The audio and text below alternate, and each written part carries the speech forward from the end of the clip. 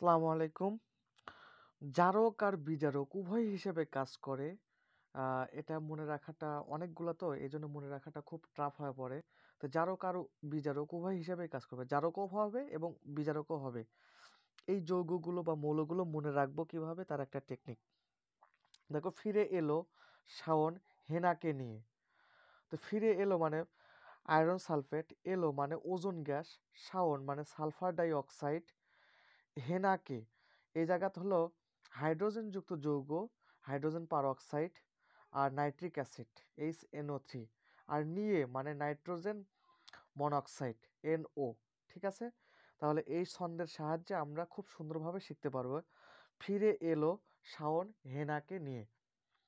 তাহলে iron sulphate, ozone gas, sulphur dioxide এবং H2O hydrogen peroxide, nitric acid নিয়ে মানে নাইট্রোজেন মনোক্সাইড।